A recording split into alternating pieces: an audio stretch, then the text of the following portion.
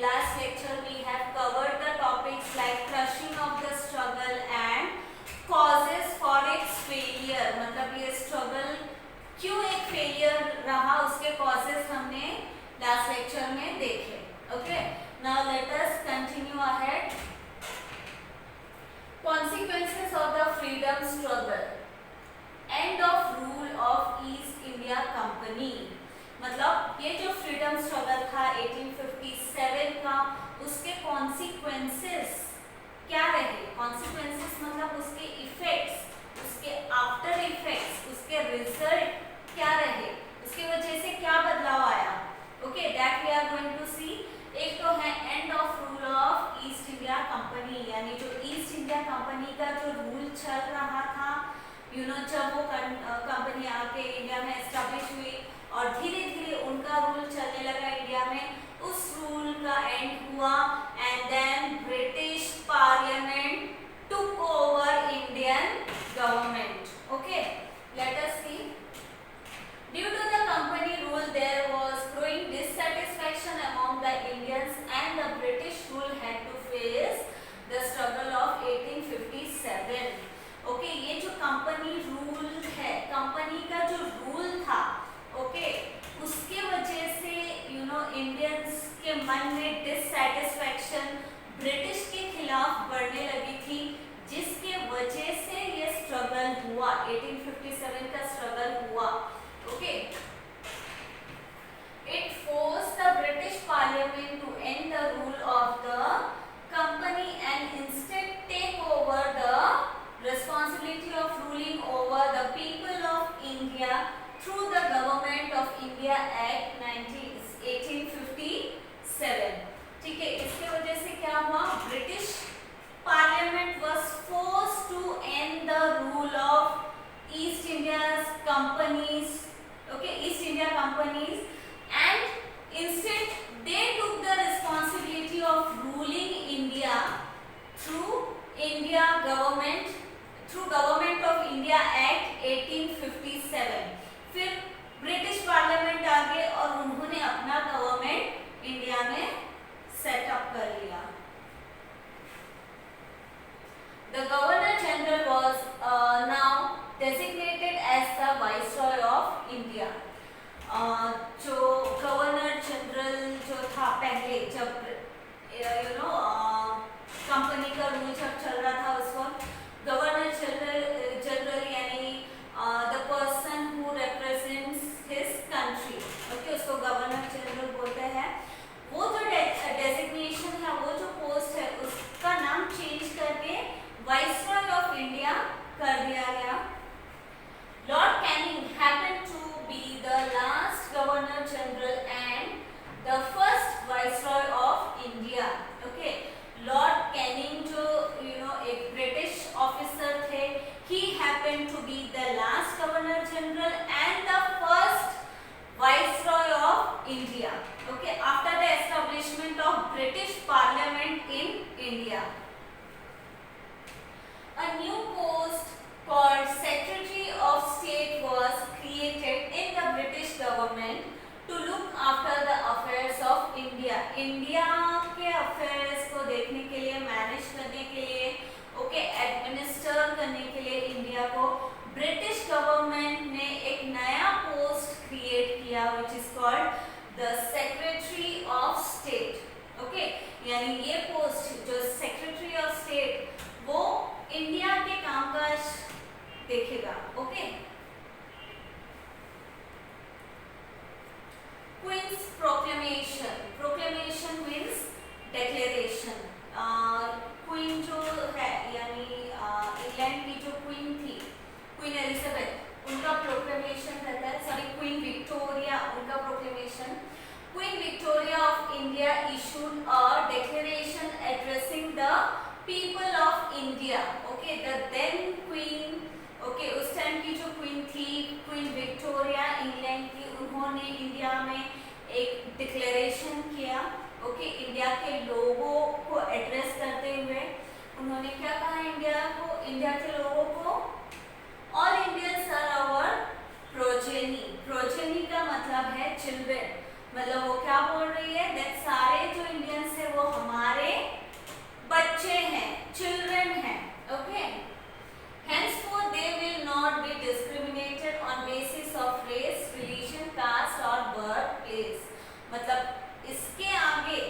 या इंडियंस के साथ कोई भेदभाव नहीं होगा, डिस्क्रिमिनेशन नहीं होगा on the basis of religion, caste, okay, birth place, ये सारे बेसिस पे भेदभाव नहीं किया जाएगा इंडियंस को। Government services will be given on merit. Government job जो है, गवर्नमेंट सर्विस जो है वो मेरिट के ऊपर बेस्ड रहेगा, मतलब जो उसके लिए काबिल रहेगा उस जॉब के लिए उसी को दिया जाएगा, जिसमें काबिलियत होगी, कैलिबर होगा, उसको ही जॉब दिया जाएगा। Okay, there will be no interference in religious affairs. Okay, Indians के जो रिलीजियस अफेयर्स है, रिलीजियस बिलीव्स है, उसमें ब्रिटिश का कोई इंटरफेरेंस नहीं रहेगा। It was made clear that the British Crown will honor all treaties and agreements made by the company with the rulers of princely states, and no princely states will be annexed henceforth, and also British will look after to it। मतलब इस चीज के ऊपर वो लोग ध्यान देंगे कि जो भी प्रिंसली स्टेट्स है, ओके, जिसके साथ कंपनी ने कोई ना कोई एग्रीमेंट किया होगा, कोई ना कोई डील किया होगा, ओके, तो उस एग्रीमेंट को वो ऑनर करेंगे, उसका रिस्पेक्ट करेंगे, और इसके बाद कोई भी प्रिंसली स्टेट्स को किसी भी रीजन से वो अपने टेरिटरी में एनेक्स, मतलब अपने टेरिटरी में ऐड नहीं करेंगे। ठीक है, तो ये डिक्लेरेशन जो है वो क्वीन विक्टोरिया ने दिया था addressing the people of India, मतलब इंडियन लोगों को उन्होंने क्या मतलब आश्वासन दिया, उनको भरोसा दिलाया कि उनके भले के लिए ये गवर्नमेंट काम करेगी और उनके लाइफ में इंटरफेरेंस नहीं करेगी।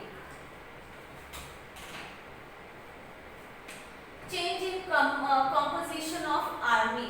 ओके, आर्मी के कॉम्पोजिशन में चेंज किया after this struggle. The proportion of British soldiers was increased in the army. English officers were placed at strategic locations. यानी आर्मी में, ब्रिटिश आर्मी में ब्रिटिश सोल्जर का नंबर बढ़ा दिया गया, उनका प्रोपोर्शन बढ़ा दिया गया, एंड ऑल्सो जो भी स्ट्रेटेजिक लोकेशन है, ओके, इम्पोर्टेंट है जो ब्रिटिश के रूल के पॉइंट ऑफ व्यू से, ओके, वो लोकेशन में उन्होंने ब्रिटिश ऑफिसर्स को लोकेट किया है। ठीक है, artillery was kept exclusively in the hands of the British. Artillery means गोला बारूद, वेपन्स जो है उसका इस्तेमाल या उसका मैनेजमेंट जो है, उसका कंट्रोल जो है, it was given in the hands of British. Okay, ये डर से उन्होंने इंडियंस के हाथ में नहीं सौंपा कि अगेन इंडियंस के हाथ में अगर आर्टिलरी या वेपन्स आ जाएंगे then they will again revolt against the British. Okay, there was division of military on basis of caste। Okay, military में डिवीजन किया गया था on the basis of caste, caste के हिसाब से डिवाइड किया गया था मिलिट्री को। Proper care was taken to avoid Indians to unite and rebel again against the British। Okay, मतलब ये जो स्ट्रगल था 1857 का, उसके बाद ब्रिटिश जो है वो अलर्ट हो गई, वो सतर्क हो गई, और उन्होंने ये कोशिश किया कि उसके बाद वो इंडियंस को ऐसा कोई मौका ना दे कि वो इकट्ठा आए और ब्रिटिश के अगेंस्ट रिवॉल्ट करें। ठीक है, इसलिए इस चीज अभी बहुत ज्यादा वो ध्यान देने लगे इस चीज के ऊपर। Okay, after this struggle change in policy, बहुत सारे पॉलिसी को उन्होंने बदले, उसमें चेंजेस लाए after this struggle. The British accepted the policy of non interference in social and religious aspects of Indians, यानी जो रिलीजियस एस्पेक्ट्स है या सोशल एस्पेक्ट्स है, जो इंडिया का ट्रेडिशन एंड कस्टम है, ठीक है, उसमें ब्रिटिश ने ये एक्सेप्ट किया that they will not interfere, यानी हमारे जो लॉज है, कस्टम्स जो लॉज है, सोशल लॉज है, सोशल कस्टम्स है, उसमें उन्होंने चेंजेस लाया था। ओके, अभी इसके बाद they will not interfere in the religious and social aspects of Indians. They also started taking care that the Indian society will not be united on social grounds. Also वो लोग इस चीज का ध्यान देने लगे कि जो इंडियन लोग हैं, इंडियन सोसाइटी जो है, वो किसी सोशल ओकेजन की वजह से इकट्ठे ज्यादा नंबर में लार्ज स्केल में इकट्ठे नहीं आना चाहिए। ओके, इस चीज का ध्यान उन्होंने रखा। They saw to it that there will be constant conflicts on grounds of caste, religion, race, territory, etc. Also, they saw to it, उन्होंने ये कोशिश किया ब्रिटिशर्स ने that Indians जो है वो आपस में ही भिड़े। ओके, आपस में ही कास्ट, रिलीजन, ये सारे ग्राउंड्स में उनके बीच कॉन्फ्लिक्ट हो और वो ब्रिटिश के साथ ब्रिटिश के अगेंस्ट फिर ना जाए, वो आपस में ही भिड़ने में बिजी रहे। ओके, ये ध्यान रखा ब्रिटिशर्स ने। They adopted the policy of polluting the minds of Indians by following the divide and rule policy. Okay, divide and rule policy जो है वो उन्होंने इम्प्लीमेंट किया ताकि इंडियंस के माइंड को पॉल्यूट कर सके, उनके माइंड में कम्युनलिज्म का बीज बो सके, जिसकी वजह से लोग आपस में ही भिड़े, रिलीजन के नाम पे, कास्ट के नाम पे आपस में ही कॉन्फ्लिक्ट्स हो। ठीक है, मतलब डिवाइड एंड रूल, लोगों को अलग करेंगे तो उनको रूल करना इजी रहेगा। ओके, अगर लोग इकट्ठे आ गए और उन्होंने ब्रिटिश के अगेंस्ट रिवॉल्ट किया तो फिर वो भारी पड़ जाएगा ब्रिटिश के लिए, इसलिए उन्होंने ये पॉलिसी अडॉप्ट किया so that they can rule over the people of India by dividing them. Okay. Due to the freedom struggle of 1857, the Indians felt of giving a united fight against the British rule. Okay, ये जो struggle हुआ 1857, उसके बाद Indians को ऐसा feel होने लगा कि इंडियंस जो है, जो अलग अलग रीजन में टुकड़े टुकड़े में जो रिवॉल्ट उन्होंने किया था, ऐसा नहीं करके बल्कि यूनाइटेडली और साइमल्टेनियसली सारे टेरिटरीज में ये स्ट्रगल करना चाहिए, ब्रिटिशर्स के अगेंस्ट फाइट करना चाहिए। The freedom struggle of 1857 became an inspiration of Indian freedom movement. Indian freedom movement के लिए ये जो स्ट्रगल था 1857 वो एक इंस्पिरेशन बन गया। मतलब इस स्ट्रगल के बाद लोग अवेयर होने लगे और लोगों के मन में फ्रीडम स्ट्रगल का जो जज्बा है वो जागने लगा और लार्ज नंबर में लोग ब्रिटिश के अगेंस्ट आने लगे और फ्रीडम स्ट्रगल में पार्टिसिपेट करने लगे। So here we end this chapter. I hope so you understood it. Thank you. Hello students. Chapter number 4 में जो फर्स्ट पेज में जो do you know था वो हमारा पार्ट बाकी था। Let's see that. Paika rebellion. From medieval times there was a system of paikas existing in Odisha. Okay, medieval times से system of paikas existed in Odisha. The standing army of various independent kings were known as paika.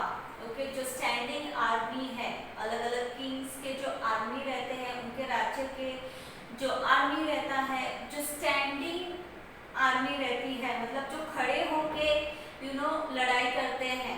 Okay, कोई कोई army ऐसे रहते हैं जो कि chariot के ऊपर बैठ के करते हैं या फिर घोड़े के ऊपर, हाथी के ऊपर।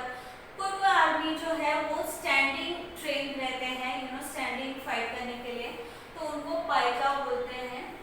रेंट फ्री लैंड्स वर ग्रांटेड